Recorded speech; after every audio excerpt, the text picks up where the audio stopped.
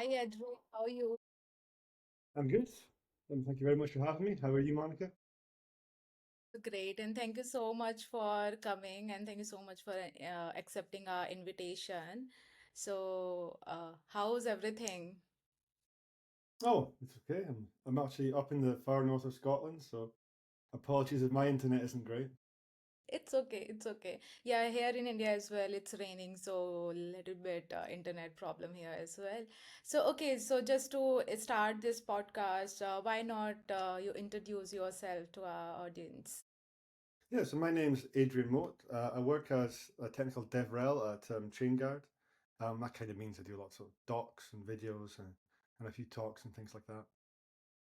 But yeah, I've been involved in sort of cloud native. I helped run the cloud native and Kubernetes Edinburgh meetup. We're running Kubernetes community days in Edinburgh later this year.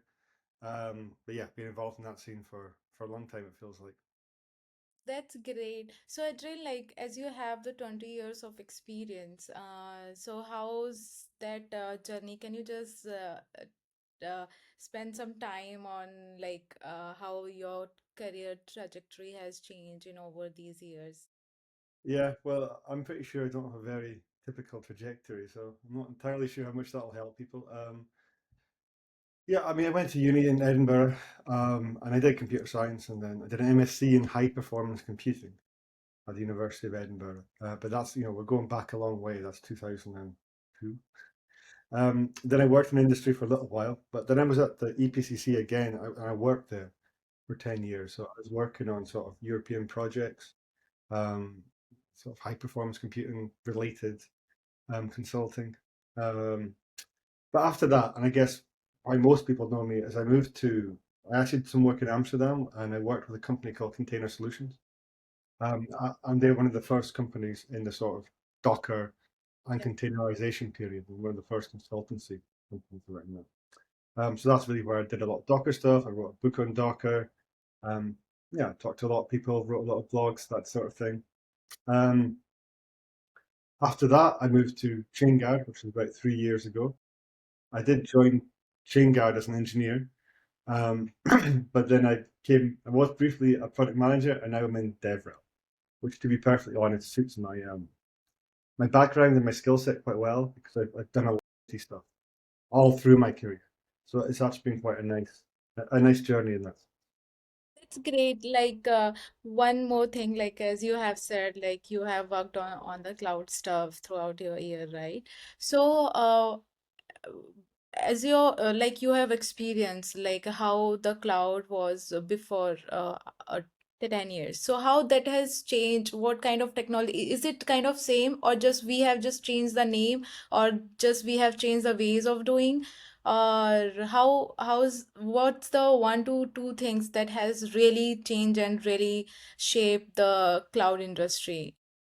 Yeah, I mean that's a good question. So there's a lot of different ways you can probably answer that though. Uh, the probably biggest thing was like Amazon were the first people to really create what we now know as the cloud. And they started with like S3 and EC2, which really haven't changed very much. Like it's kind of the same um, deal as it was back then. But at the time it came out, people were very skeptical, like very, very skeptical that this would work. And so seeing that shift from the huge skepticism, people saying it would never work, to like everybody using it, that's been the major shift, I would say. And now, of course, we're sort of trying to move up the stack. Like not many people go to EC2 as the first port of call now.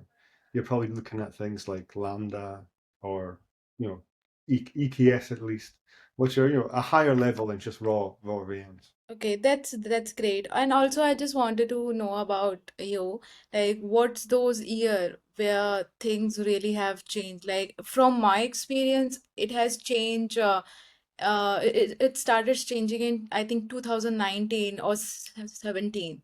Like people really more aware about the cloud stuff and they are really serious about okay, they can uh choose the cloud engineer or the DevOps engineer role. So for you, what's that th time period that you're like, okay, people are really talking about the cloud stuff and they are more aware.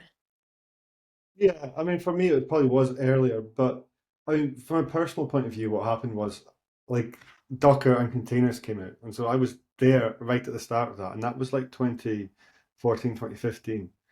Okay. And so that was really interesting because I've never seen like such a fast shift in the industry. Even cloud was, Yeah. excuse me, a lot slower than the shift towards containers.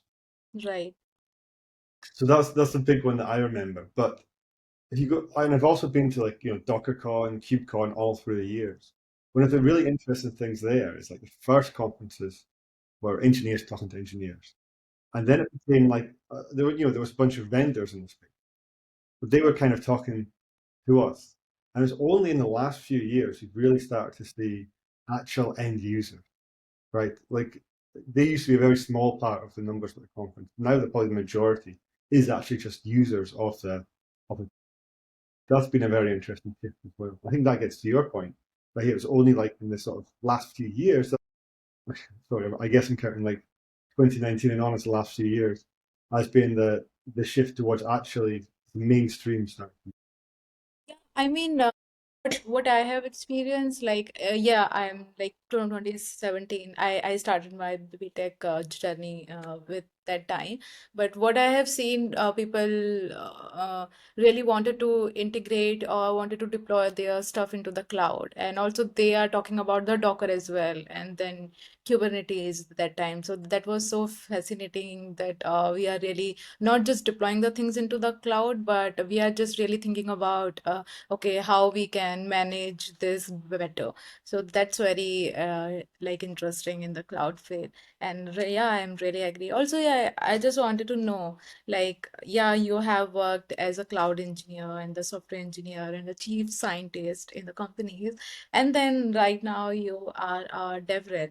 So when you have joined the Chainguard, so you have joined as a product manager, and then you have shifted into the developer advocate role. So can you just tell, because a lot of people don't know much about the role, and also how you have shifted from the engineer to the product manager and the product manager to the developer advocate. Can you tell us more about these three all things? How was that transition for you? Yeah, it was interesting. I think I can share it.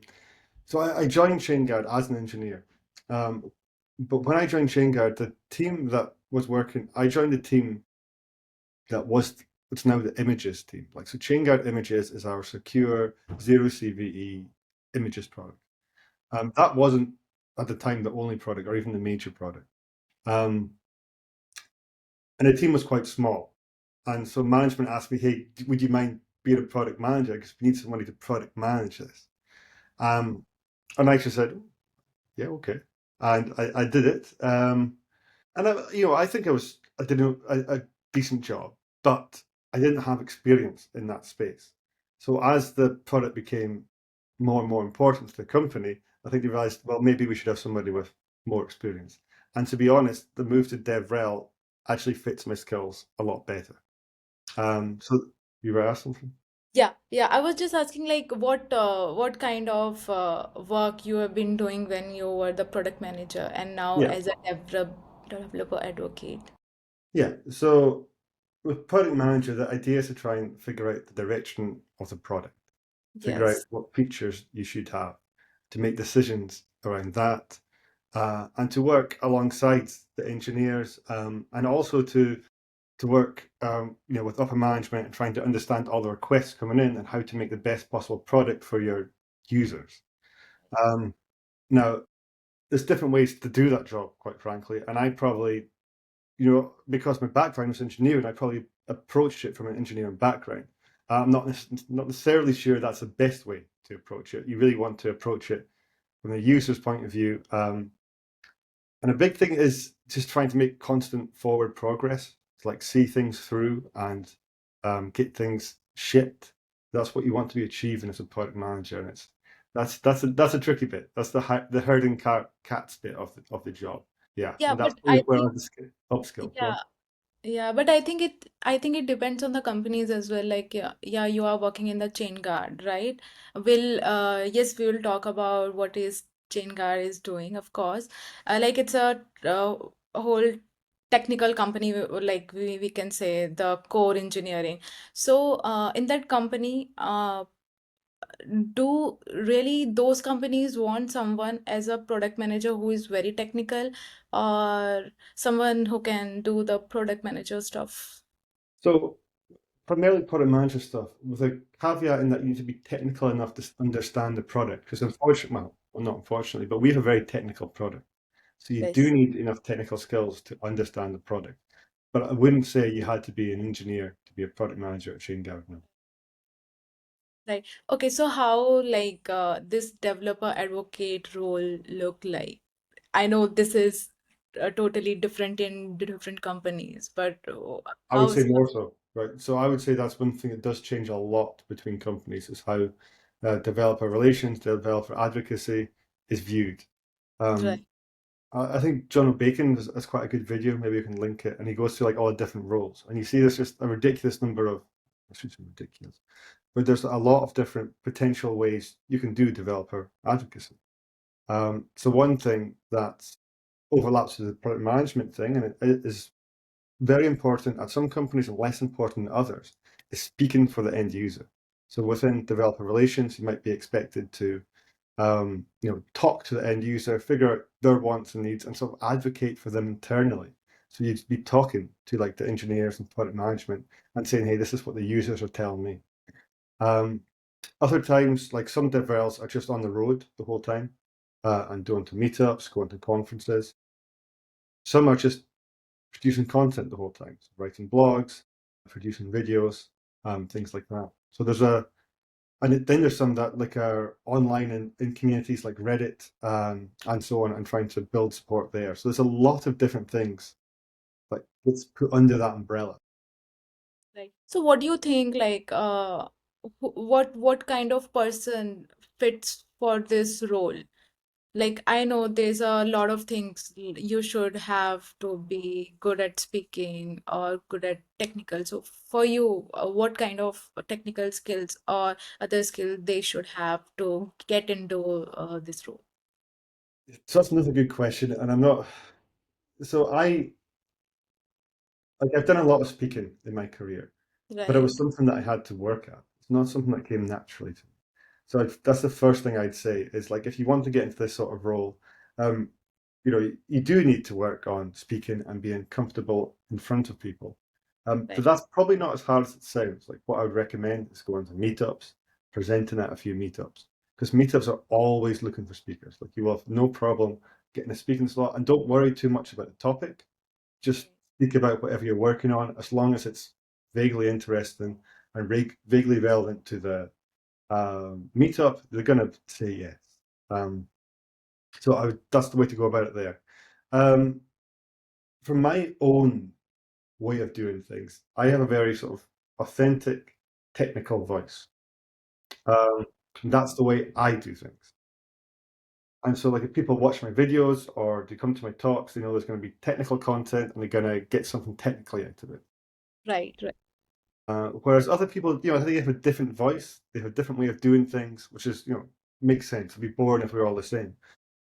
But yeah, there's some very different ways of doing DevRel and approaches to the content. Okay, yeah, that makes sense. Also, I just wanted to know, like, a lot of it's a person who's just graduated from the college. So, do you think so? He or she should directly jump into the DevRel role, and also because most of other people out there is also jumping into the product role as well. So, what's your opinion? They should just jump into, or they should have gain some knowledge about the technical things or how things work in the production, and then they should go. What's your I would, opinion on that? for DevRel, I would say it's best to have experience in other roles. Like, I did it via engineering. You could probably do it via other departments as well. But you need to, before you can relate to people, you need to have done their job, right? Right, So, right, like, right. ideally, you would have been a developer, been a DevOps engineer, or something like that, or at least have some strong sense of empathy. I mean, even doing your own sort of home lab stuff can go a long way towards that. But yeah, having some experience there is going to be essential, or your voice isn't going to be believable. Right. Um, so as some product managers, can you jump into being a product manager? I suspect that happens quite a lot. Right. Um, yeah, it's a different role to engineering. I would say, depending on the product, you still want to have at least a reasonable understanding of what the engineering is, but yeah, less so. Yeah, that makes sense, and I'm also agree with because the best DevRel that I have talked to, they have quite of at least 5 years of experience. They really, work on the product or as a consultant, and then they have jump. Or meanwhile, they have did these speakings and writing blogs and all the side hustles they have to, and then they jump into that role. It comes naturally, I think so. Uh, for me. So okay, yeah, I'm totally agree with that. I really wanted to know like what is Chainguard, what you guys are building because when I go to the KubeCon Europe and also I have really heard about the Chainguard and a lot of people is working great work there. So can you just tell me more about the Chainguard, what you guys are doing? Thanks. So I should say, I think our official title is now Safe Source for Open Source. So you can probably get from that the idea is that whenever, as a enterprise company or any sort of company, you need to use that you need to use open source software, and everybody does, then you sort of come to us as a sort of safe way to get that. Our primary product at the minute is Chainguard images or containers. It was called Chainguard images. It's now called Chainguard containers. And Chainguard containers is our secure zero CVE container images. So you have things like application images, so things like Nginx and Redis and Postgres, but you also have languages and base images, so things like JDK and Go and so on that you can build on top of. Um, and yeah, so that's our primary product. We are sort of expanding at the minute, so we have Chainguard libraries, which is a secure way to get Java libraries and Python libraries, and VMs. So we have Chainguard VMs, which is very similar to Chainguard containers, uh, just a secure zero CVE virtual machine images. Yeah, that's great. To understand better chain guard, so if because right now, lot of if we think whenever any good product comes in the market like chain guard, so the first people who is more interested in that is the people who has 1 to 2 years of experience. They really wanted to explore the things and really wanted to try the tools. So for them, like suppose they are building some project, so how they can use the chain guard and how they can, just explore more about the chain guard and just use that chain guard into their project and somehow in their application. Yeah. So there's we have around 40 free images that are free to use, and you can just go and try those out and pull them. They're all at well, the registry is cgr.dev/chainguard, but if you go to images.chainguard.dev, you'll get the catalog, and you can see like some of those will be free to pull. So you can just pull those and try those out. And we also have the Chainguard Academy, which is full of articles on how to get started, how to build like multi-stage Docker files using the images, and make sure your own images are really small and secure. Okay, so these are to understand better, I'm trying to understand the chain guard. So like you have said multi-stage Docker files. It helps in doing that. So the native way of building the Docker file is just to create one file. I'm forgetting the file extension name, but it's just that we are writing some code on the Terraform, and then we are good to. So how that chain guard comes and how that make things easy to create that Docker file. And also, can you just more talk about the images here? Because a lot of people don't know about the images. Right. So at the minute, most people probably get their Docker images from the Docker Hub. So that's when you Docker file, you'll say something like from Debian, or you might say from, I don't know, Nginx or something like that. Um, if you say you had a Java program, you might have from and then like the JDK or something, and in that step, and then you build your Java application. So you copy the source code, you build it, um, And that might be it, right? But if you did a multi-stage build, what you do is you have a second stage. And this isn't a chain guard thing. You can do it with other stacks as well. In the same Docker file, you'd have a second from step. And that would have like from JRE. So this time you wouldn't have the full JDK, you've got just the runtime, the JRE. And then you'd copy the built jar file from the first stage into the second stage. And what that means is your final image that comes out only has the JRE and your application inside it. So it doesn't have all the build files and everything from the first stage. So it's much smaller, which is good not just for size and transporting it about, but it's also good for security because the less stuff in there, like the less stuff that has CVEs and things like that. So yeah, if you to the audience, if you want to, just explore the chain guard, then I think we have lot of blogs and all. Then we can explore that. I will also going to explore the chain guard today. So we'll see what I can build, and also you can build as well. And also, Adrian, as a uh, as a DevOps engineer, or like you have working in this industry, so what you suggest some of the project, like if somebody is really wanted to, start contributing to some of the projects. So what do you think? So where they should have start? In open source, like where people can contribute to open Yeah, source. yeah, yeah. I think that's the mistake some people make is they think, well, okay, I'll go out and contribute to open source. I think that's the wrong way. Like you need to be thinking, okay, I want to build this project. I have this thing I want to build. And then when you go and try and build it, you find, well, hey, I need this project, or I wish this project had this feature. And that's where you can get involved and help out and add that feature, or even start a new project that does what you need. This idea of just going and contributing, I don't think that works very well a lot of the time. It can do. Like, for example, if you want to get involved in like a large project like Kubernetes, they're always going to need help on things like docs and similar, and they have multiple sort of sync teams that you can get involved in. But in general, the major thing is make sure it's something relevant to what you're working on. But don't go and join Kubernetes unless you're already using Kubernetes. You have some reason for interest. You should have the reason, right? Correct. I'm totally agree with you because whenever I'm, working on some project, and if I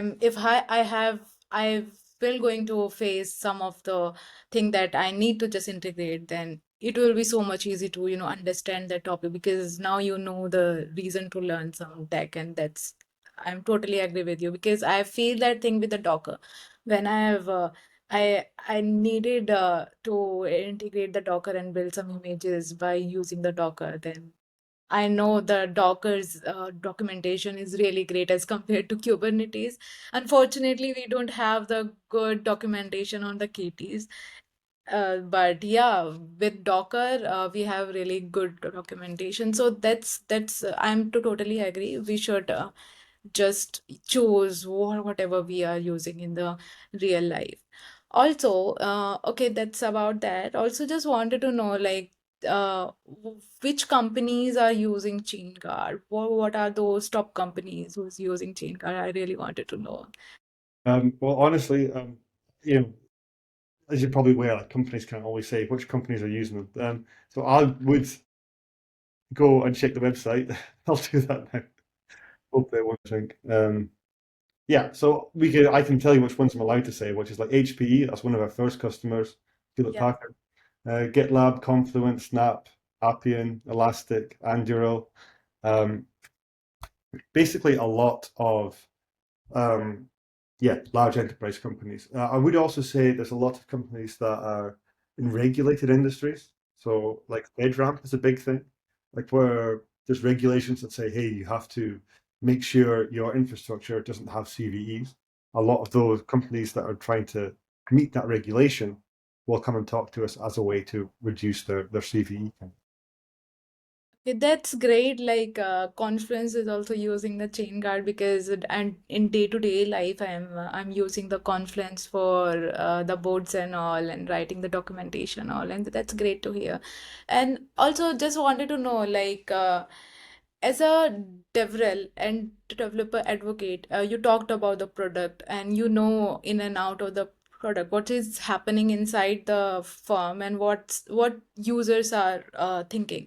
So, what do you think? So, as a developer advocate role, how this role and how's your work is impacting the company's business and yeah, I mean, that's one thing I think about quite a lot. Problem with DevRel um, and marketing now is that it's very hard to draw a line between what you do in DevRel and marketing and what actually affects sales.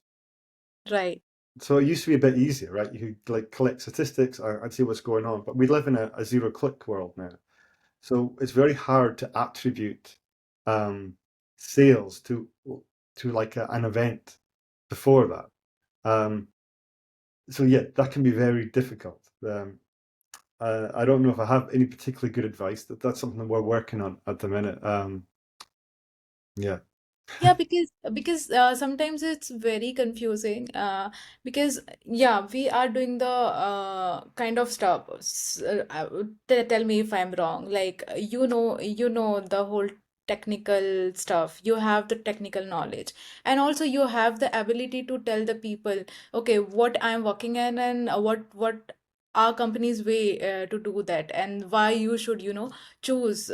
So that's as a developer advocate we do. But sometimes that is more of like as you said, it comes like it is bit into the marketing, and it's also into the sales as well. So how companies, just like in a lot of the companies, we have the team, we have the marketing team, we have the sales team, we have the engineering team. So where this role comes up, because that role is, I mean, kind of everything, like the engineer who knows the stuff, who knows what's technical and how to market the product as well, and how to talk to users as well. Right. So one thing that I mentioned earlier, like DevRel is very different between companies, and that includes where it sits in the org structure. So you'll see Right. sometimes it's under engineering and sometimes it's under marketing. We're actually in the product in Chainguard. Yeah. Excuse me. So yeah, that changes quite a lot. To try and give a more positive answer, going back to your previous question, what I would say, perhaps one of the most effective things I think going forward for DevRel is let's say thought leadership. That's the wrong. That's not exactly what I mean, but giving tutorials and advice on how to do things in general about cloud native and containers that involve your product or your company, and in that way, people will pick up the tutorials and see how to do things, and you'll be helping people, but also they will be being exposed to your company and your product. And I think those things will also be picked up by our zero-click world and our AI engines and LLMs. Yeah, I think you have put this thing very clearly. Like you have this ability, just don't extend this to the marketing or sales. Just be into the, okay, you are telling the people how to use them and how to do the things technically. And then I think these are the marketing stuff, and the sales stuff is the output of that thing, right? Can you hear me? Yeah. Yeah, you are on mute actually, so. Okay. Yeah, so the next thing I wanted to discuss is as a because so many times what I have heard, this role is going to dissolve, or because AI is coming, so how you think how that thing is impacting this role as well? DevRel in particular. What I'd say first is we don't know where this is going. Like, Yeah, it's very hard to tell the future at the minute. Presumably, some engineering roles will be impacted, but maybe there'll be more engineering roles because there's more to build and more to fix. I don't know. That being said, you've got to think that product managers are in a good place because product managers now have, AIs to do the work. right. So presumably we'll need more product managers, but again, that's a guess. Um, DevRel, maybe I think technical marketing is now going to become exceptionally important because traditional marketing is nobody's going to visit your website. That's already happening. Nobody, no person is visiting your website. The AIs are. So the AIs need to have technical information to pull out, because that's the questions people ask are technical questions. So they need to get that from your website. So technical marketing is going to become very important, and that's a huge part of DevRel. So arguably DevRel will become more important, but I don't know. Yeah, exactly right. Because yeah, if we think about okay, AI is impacting a lot of roles. If we think the AI is best in writing the code, and if that is case, then the most important role is the software engineering, right? And if I think Cursor is almost doing that, but what's my opinion is that we can't just rely on the cursor or any code generator, because at the end we have to be make sure if it's right or wrong, and we need some expert to just see okay if that thing is doing right or wrong. And I'm really agree about that. Also, just wanted to know what AI tools you are using in your day-to-day life. Yeah, I mean, to be honest, Chainguard's quite big on AI. So we have internally well, yeah, I guess so we have Claude Code. The Okay. engineers are using that quite a lot. Okay. What else do we have and open AI tools as well. So we're using quite a lot and experimenting with quite a lot internally. I don't think there's anything particularly um, surprising. You've pretty much covered it. We do have stuff trying to do PRs, but that's all has to be checked manually as well. Um, and we do one big thing that we do is we try to have AI. Say there's a build failure, AI will look at that and suggest a solution. And then when the engineer comes along, they see that suggestion, and that can hopefully help them fix it. Also, just one thing. Have you ever get some response from user or end user companies that, oh, we really wanted to see AI in your company? Like, hey, are you using some particular AI stack that's in in the market? Do you have these requests from the customer, and how you tackle that? Well, it's a slightly different topic. One thing we do is like we have to make sure that the contracts, and this is going to be big for all companies. And if your company hasn't thought of it, you should be. You have to make sure you have a contract with the AI company so they're not training on your data. That's quite a big and important one. So I'd urge all companies to take a look at that right now. Otherwise, you may be accidentally leaking stuff that you don't want to leak. And so people ask us about that sometimes. I think. I don't know. People ask us out of curiosity. I don't think they really ask us out of, hey, you need to be using this. Okay, it's kind of the curiosity, and then it's up to you whether you guys feel if it's good to add or not some particular AI trends. Yeah, I mean, with the exception of the IP stuff, we have to be very careful about our IP. Right, right. Also, uh, I wanted to know whenever any feature request you got. Right? So how's that process? You have to tell that to your engineer, and engineer is working on what kind of, so it's how much how it's rare that okay, you got the feedback from the users, and that feedback they really worked on, and they really working on that and launch that feature. So how often that happens in your company, and what's the process? Yeah, I mean that's regular engineering. So that's you just described the product management role, frankly. And I mean, you do have to like take users' feedback with not a grain of salt. You got to interpret it, right? You can't just say this user wants that, so we're doing that. You have to understand why they want that, and Right. what the actual best solution is, what might be different what the user actually said. So you have to interpret things and be careful. But yeah, you effectively have a spreadsheet with, or not an actual spreadsheet, with all the requests and different things you could do, and you prioritize them. That's about it. That's not a very interesting answer. Okay, and also, I think we have just 5 minutes left. So, in that 5 minutes, I wanted to cover uh, how much a person can expect, like how much they can earn as a product manager or the DevRel, like as a experience wise. What do you think so? Oh, so this If we can discuss, otherwise we can skip as well. well, I won't give you a number, but what I'll do is I'll give you some resources to look at. Right. Um, so there's a one thing that came out was the trimodal nature of developer salary, and I think that probably holds for DevRel as well. Uh, and we'll link that in the show notes, I guess. That's a very important thing to understand. Like different companies, like a local company that's will pay less than like a Google or whoever. And then there's the startups that will pay a different amount as well. But then you get equity and so on. So you got to understand that this, I don't know, we call it trimodal nature.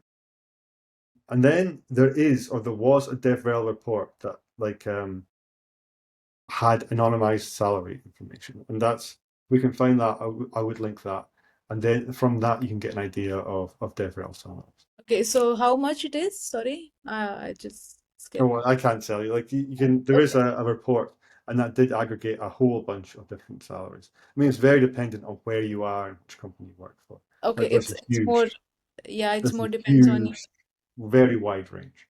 Yeah, yeah, it's more depends on your experience and I think so, Yeah, your experience, but just expertise who you as well. work for. Big US companies are going to pay more than like a small local company in Shetland or Edinburgh. Right, right, right. And also, I think so. It's also depends on the expertise you have. If you are advocating for the AI or the cloud or any open source project, that is a big factor as well. Yeah, I mean, I think that's more supply and demand sometimes. So, excuse me. So, like, if people are starting to get DevRels to talk about AI, then you'll probably have a better time getting a high salary there than you would at somewhere where there's I don't know, JavaScript maybe, where there's like lots of DevRels. So it's just, Okay, so to wrap up this, we are going to wrap up with one last question. So, what's your final advice for our audience who, whether they are getting into the dev role or product manager, or they are contributing, they want to contribute to the open source project? So, what's your advice to them?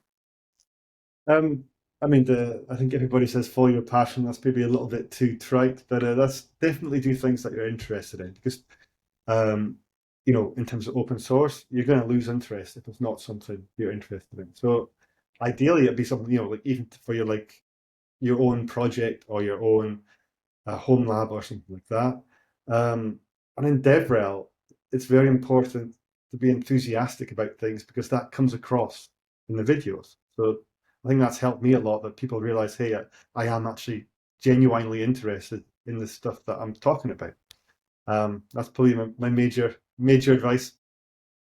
Yeah, so it's not about the role itself, but it's about which technology you are more passionate about and which technology you are more passionate to talk about in front of the audience. Yeah, I mean, I think you need to find an angle. Like you will always find something to be interested in, right? So Right. if I was told to go and talk about VMs tomorrow or networking, I could do that, and I'd find like something that related to what I've been working on before, and make that interesting to my audience. Does that make sense?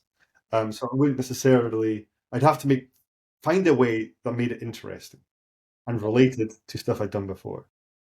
Yeah, Always. that's a great, like, make things very interesting. That's also comes into the part of the job. I agree to that. So for that, thank you so much, Adrian. I really, really enjoy the whole podcast and really enjoy talking to you. We have covered a lot of things. Hope it helps to our audience and helps a lot of people. I know we got lot of messages from the people how to get into what's the Chainguard and all of the stuff. Maybe that video can help them, and we can will I will try to reach to the wider audience through this. So thank you so much, Adrian. We'll see you super soon. Okay, Maybe thank you very much for having me. It's fun. yeah. Okay. See you. Bye bye.